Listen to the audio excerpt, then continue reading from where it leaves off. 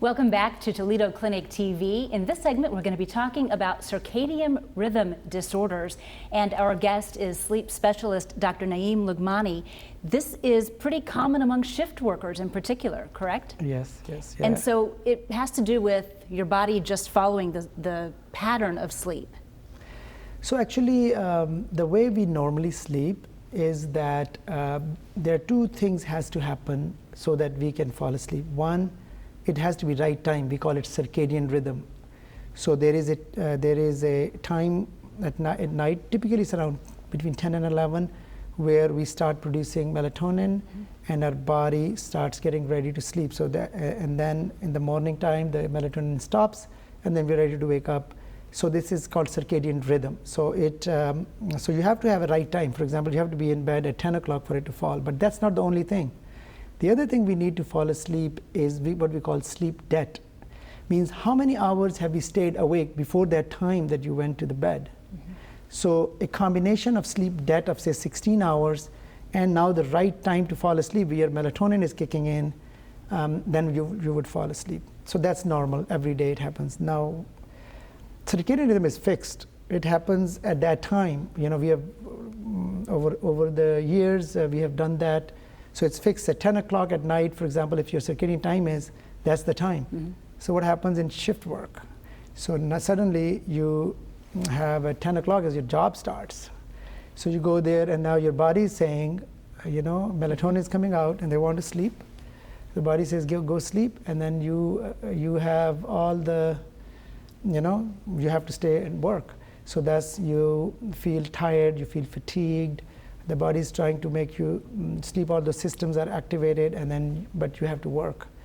And of course, with time, you get used to it because you try to sleep in the day, and in the daytime, I mean, there is no circadian rhythm in that time. So you're fighting with your own self. So in the daytime, you try to sleep when a body is telling you this is time to stay awake.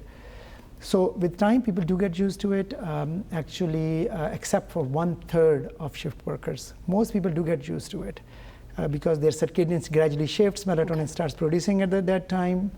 However, about 1/3 of shift workers never do that, and they always struggle, and that's when that happens, we call it a disorder, shift work disorder. And so what do you do about it, aside from changing your work shift, which isn't always possible to do? Yeah, if you change it, and that will resolve. However, there are ways you can deal with it. So for example, in the daytime, when you're supposed to sleep, you have to change the environment. The rooms have to be pitch dark. You have to let everybody know nobody's going to call you, and develop an environment. That's number one, because light will reduce the melatonin secretion and thus make you more alert. In the morning when they come home, they have to put sunglasses. So if you're exposed to sun on the way home, your sleep will be poor. So you have to wear dark glasses, go home, dark room, and then you go to sleep. So these are some of the behavioral things, and also scheduling exact timing. Most of the shift workers do well with 2 shifts. So we tell them that, okay, 1 4-hour at least shift you have to do no matter what. So you have to tell your family, your friends, this is my sleep time every day the same. The other 3 to 4 hours, you can move back and forth based on you have a dinner to go and you have, you know, kids basketball or whatever you want to do. So you can do that. So that's one way to deal that. Just changing their schedule, advising them, guiding them, environment, improving the environment. And the other thing is medicine. So we give them a sleep aid sometimes that helps to help them sleep in the daytime. Night is another, when they go to work and when they're tired, we do different things. One of them is called bright light therapy. So bright light lamps are the lamps which gives 5,000 lux or higher brightness of light, which actually people perceive as if it's sunlight. So the brain perceives sunlight. So they do in their shifts as much as they can do during shifts. Every few hours, if they get a break, they should get exposed. They come in lamps, they come in visors. So that's something which will alert them in a way so the body feels, oh, sun is out, you know, so this way they'll stay. So you're tricking your body, tricking your own circadian rhythm.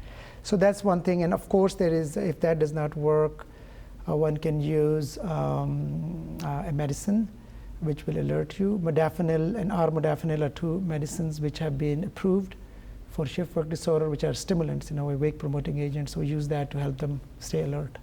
How dangerous can it be, though, if you really are ignoring those problems that's a big after time? problem. So shift work disease, shift work in general, not just disease, in general, shift work is associated with health problems.